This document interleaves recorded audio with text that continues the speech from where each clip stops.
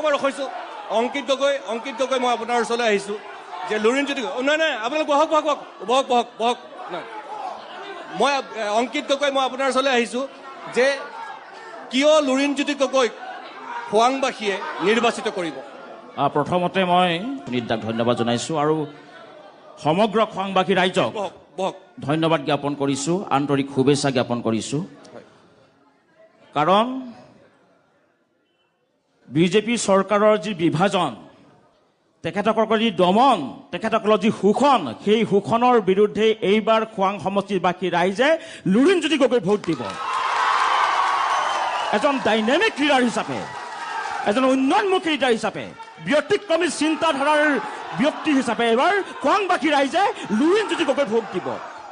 কাৰণ গম পায় যে 10 বছৰ তেখেতসকলে যি উন্নয়নৰ নামত তেখেতসকলৰ যি শ্লোগান, উন্নয়নৰ তেখেতসকলে নাম দি তেখেতসকলে ডিঙিৰ শিৰ ফুলাই যি তেখেতসকলে ফুলজাৰি মাৰিলে, সেই ফুলজাৰিৰ বিৰুদ্ধে এইবাৰ খোৱাংবাসী ৰাইজে লুৰিণজ্যোতি গগৈক ভোট দিব। খোৱাং অঞ্চলৰ মূল ৰাস্তাৰ ঐতিহাসিক বৰফুকন আনিলে আপুনি এবাৰ সুনীতা আপুনি এবাৰ গাড়ীৰে যাওক। খোৱাঙৰ মৰিয়া আনিলে আপুনি এখন গাড়ী লৈ যাওক। কি কদৰ্যময় অৱস্থা, কি কদৰ্যময় অৱস্থা। সেই অৱস্থাৰ বিৰুদ্ধে এইবাৰ খোৱাংবাসী ৰাইজে লুৰিণজ্যোতি গগৈক ভোট দিব। ধন্যবাদ জনাইছোঁ। মই অৰাজনৈতিক দল সংগঠনৰ প্ৰতিনিধি আছে, মোৰ যদি ভুল নহয় টাইপাৰ প্ৰতিনিধি আছে। মই অকণমান কথাখিনি শুনিবলৈ দিয়ক। জিন্দাবাদ চবে চিঞৰিব পাৰে। অকণমান শুনক। কিয় মই অকণমান বহিবলৈ দিছোঁ। নহয়, আপোনালোকে কথাখিনি শুনিবলৈ দিয়ক। দাদা, কথাখিনি শুনিবলৈ দিয়ক। চিঞৰি থাকিলে মই একো ক'ব নোৱাৰিম। কিয় কেনেকুৱা ধৰণৰ জনপ্ৰতিনিধি আপোনালোকে বিচাৰে? কি ক'ব? কি ধৰণৰ জনপ্ৰতিনিধি নিৰ্বাচিত হোৱাটো বিচাৰে? নমস্কাৰ জনাইছোঁ পোনপ্ৰথমে উপস্থিত সকলোকে। আপোনাক স্বাগতম জনাইছোঁ নৱগঠিত খোৱাং সমষ্টিলৈ। আজি আমি এটা কথা ক'ব লাগিব। আচলতে পূৰ্বৰ মৰাণ আৰু খোৱাং প্ৰত্যেক সময়তে কিন্তু বঞ্চিত হৈ আহিছে। কি কংগ্ৰেছ চৰকাৰ, কি বিজেপি চৰকাৰ, সকলো চৰকাৰ ইয়াত শাসন কৰি গ'ল, কিন্তু খোৱাং তথা পূৰ্বৰ মৰাণ আজি মৰাণেই হৈ আছে, খোৱাঙেই হৈ আছে। যদি আমি ক'বলৈ যাওঁ কংগ্ৰেছৰ কথা, যদি আমি ক'বলৈ যাওঁ বিজেপিৰ কথা, সমান্তৰালভাৱে সকলোৱে আজি বিফল বুলি আমি ক'ব লাগিব। টাই আহোম জনগোষ্ঠীৰ এজন যুৱক হিচাপে বিগত বহু বছৰে আমাৰ এটা বহুত ডাঙৰ দাবী যে আমাক জনজাতিকৰণটো প্ৰদান কৰক। কিন্তু দুখনকৈ শাসিত চৰকাৰ থকাৰ পিছতো আজি কিন্তু ইয়াৰ প্ৰতিবেদনখন তেওঁলোকে কেন্দ্ৰলৈ পঠাব পৰা নাই, সেইটো তেওঁলোকৰ বিফলতা। সমান্তৰালভাৱে আমি ক'ব লাগিব এজন আহোম প্ৰতিনিধিয়ে মুখ্যমন্ত্ৰীৰ দৰে আসন অলংকৃত কৰিলে প্ৰায় 15 বছৰ। তেখেতসকলেও কিন্তু আমি লেখত ল'বলগীয়া, কাৰণ তেখেতসকলেও কোনো আমি অৱদান আমাৰ আহোম জনগোষ্ঠীলৈ আমি পোৱা নাই। গতিকে আমি ক'বলৈ বহুত কঠিন হৈ পৰে যে আমি কেনেকুৱা ধৰণৰ প্ৰতিনিধি বিচাৰোঁ। আচলতে 126জন বিধায়কৰ ভিতৰত যিজনে বিধানসভাত খোৱাং সমষ্টিৰ ৰাইজৰ কথা ভাবিব, সেনেকুৱা এজন প্ৰতিনিধি আমি এই খোৱাং অঞ্চলৰ ৰাইজক উচিত বিবেচনা কৰি আমি বিধানসভালৈ পঠিয়াবলৈ আমি অনুৰোধ জনাইছোঁ। যিজনে কেৱল খোৱাঙৰ হকে মাত মাতিব, খোৱাঙৰ ৰাইজৰ হকে মাত মাতিব, 126টা সমষ্টিৰ ভিতৰত খোৱাং সমষ্টিটোক উজ্বলাই ৰাখিব। আমি বিগত সময়ত দেখিবলৈ পাইছোঁ কি শাসিত চৰকাৰ, কি আপোনাৰ বিৰোধী, কেৱল ৰাস্তা ঘাটৰ ৰাজনীতিয়ে যেন কেৱল এবাৰ এই বছৰৰ ৰাজনীতিৰ, এই বছৰ নিৰ্বাচনৰ মূল বিষয়। যদি ক'বলৈ যায় বিজেপিয়ে কেৱল ৰাস্তা ঘাট নিৰ্মাণৰ কথা, কিন্তু সেইভাগে আমি দেখিবলৈ যাওঁ জাতীয় পৰিষদ অৰ্থাৎ বিৰোধী ঐক্য মঞ্চৰ যদি আমি দেখিবলৈ তেওঁলোকৰ প্ৰতিনিধি কেৱল অকল যিকেইটা ৰাস্তা বনাব পৰা নাই সেই ৰাস্তাকেইটাক লৈহে ৰাজনীতি কৰা আমি দেখিবলৈ পাইছোঁ। আচলতে মূল্যবোধৰ ৰাজনীতি আমি প্ৰজন্মই কেতিয়া পাম? শিক্ষাক লৈ ৰাজনীতি আমি কেতিয়া পাম? আমাৰ অৰ্থনৈতিক অৱস্থা ইমানেই আজি বেয়া, সেয়াক লৈ কোনে মাত মাতিব? গতিকে সকলোবোৰ এক চিন্তিত বিষয় হিচাপে পৰিগণিত হৈছে। আমি ভাবোঁ এনেকুৱা এজন আমাৰ খোৱাং সমষ্টিৰ ৰাইজে এনেকুৱা এটা ভূমিকা লওক, সকলোবোৰ বিবেচনা কৰি চাওক, সকলো ফালৰ পৰা চাই যিজন প্ৰতিনিধিয়ে আচলতে আমাৰ খোৱাং সমষ্টিটোক সঁচাকৈ উজ্বলাই ৰাখিব পাৰিব, অসমৰ প্ৰেক্ষাপটত 1 নম্বৰ হিচাপে আমাক যোনে প্ৰতিষ্ঠা কৰিব পাৰে, তেনেকুৱা এজন প্ৰতিনিধিক আমি নিৰ্বাচন কৰিবলৈ সকলোকে অনুৰোধ জনাম। আচাৰ প্ৰতিনিধি আছে, মই আপোনাৰ ওচৰলৈ আহিছোঁ, তাৰপিছতে মই ৰাজনৈতিকভাৱে কথা বতৰা পাতিম, কাৰণ ৰাজনীতিলৈ গ'লেই কথাখিনি কি হ'ব জানো। গতিকে মই আপোনাৰ ওচৰলৈ আহিছোঁ। প্ৰথম কেনেকুৱা ধৰণৰ জনপ্ৰতিনিধি আপুনি বিচাৰে? নিশ্চয় আমিতো বিচাৰি দিলে আমাৰ যি খোৱাং সমষ্টি সেইটো উন্নয়ন হওক, কিন্তু তাৰ পৰিৱৰ্তে মই এটা কথা ক'ব নিশ্চয় লাগিব, যিহেতু আমি বৰ্তমান আমি আদিবাসী যিখিনি মানুহ আছে আমি শাসন কৰিব লাগে, কিন্তু শাসনৰ পৰিৱৰ্তে আমি শোষণ পাইছোঁ। ধৰি লওক কি কাৰণে ক'বলগীয়া হৈছে, আজি 250 টকা ধৰিলে আমি কোনো পধ্যে ধৰিলে মানে স্কুলত পঢ়িব নোৱাৰোঁ, ধৰিলে ডাঙৰ মানুহ হ'ব নোৱাৰোঁ, এইটো একদম স্পষ্ট কথা। আৰু 250 টকাত আমি 40 টকা কেজি চাউল খাবলৈ আমি গম পাইছোঁ ধৰিলে কেনেকৈ লাগিছে।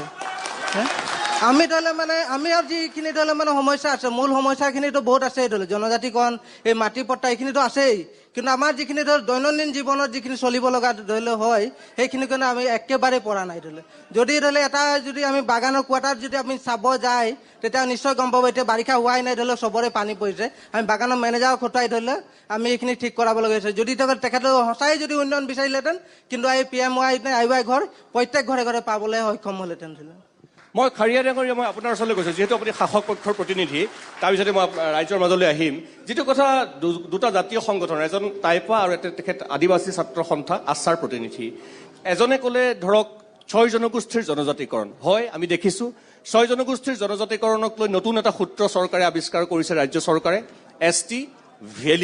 ST ভি আৰু চাহ জনগোষ্ঠীৰ মাটিৰ পট্টাৰ কথাও কৈছে কিন্তু বিশেষকৈ 6 জনগোষ্ঠীৰ জনজাতিকৰণ বিষয়টো বিলখন বিধানসভাত উত্থাপন কৰিলে ঠিকেই কিন্তু সেই বিধেয়কখনৰ ওপৰত কোনো বিতৰ্ক নহ'ল এতিয়ালৈকে বিধেয়কখন কি অৱস্থাত আছে কোনো গম নাপালে এই ক্ষেত্ৰত আপোনালোকৰ স্থিতি কি মই যিহেতুকে মই নিজেও আদিবাসী চাহ জনগোষ্ঠীৰ পৰা বিলং কৰোঁ গতিকে মই এটা কথা প্ৰথমে এই যিটো বিষয় আমাৰ হাজিৰাৰ প্ৰসংগত ওলাইছে সেই বিষয়টো মই আপোনালোকক জনাব বিচাৰিছোঁ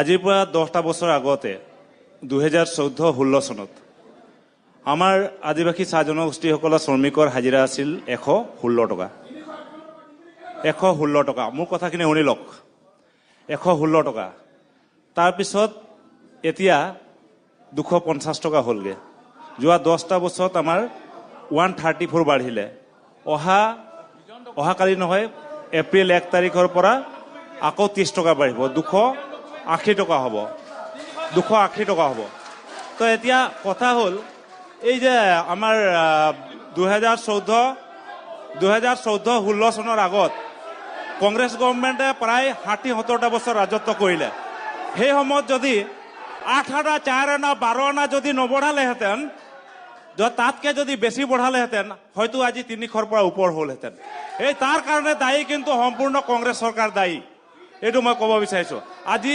164 টকা বাঢ়িলে আৰু আপুনি এভাৰেজ হিচাপে যদি চাবলৈ যায় প্ৰতিটো বছৰত 16 টকা 40 পইচাকে আজিৰ তাৰিখত আমাৰ বিজেপি চৰকাৰে বঢ়ালে গতিকে বিজেপি চৰকাৰ দিনত 164 টকা বাঢ়িলে এইখিনি কথা কৈছোঁ নহয় মোৰ প্ৰশ্নটো মজুৰিৰ লগতে 6 জনগোষ্ঠীৰ জনজাতিকৰণ আছিলে 6 জনগোষ্ঠী জনজাতিকৰণক লৈ এতিয়া স্থিতিটো কি 6 জনগোষ্ঠী জনজাতিকৰণৰ বিষয়ত আমাৰ ইতিমধ্যে মন্ত্ৰী গোটে প্ৰতিবেদন দাখিল কৰিছে আৰু আপোনালোকে নিশ্চিত থাকক যিহেতুকে আমাৰ চৰকাৰ বিজেপি চৰকাৰ আহিবই আৰু সেই বিজেপি চৰকাৰ দিনতে এই কামটো সম্ভৱ হ'ব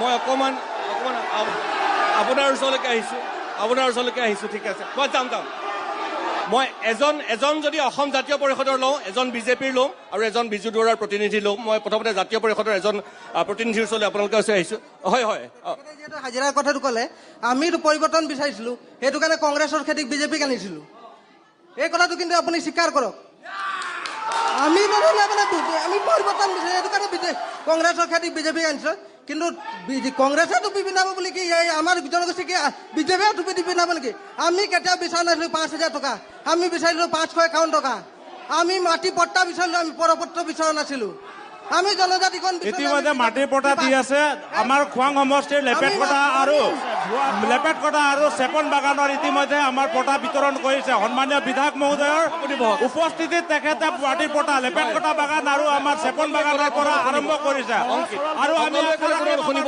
সকলোৱে ক'লে আগবাঢ়ি নাহিব কোনো আগবাঢ়ি নাহিব মই অকণমান বিজু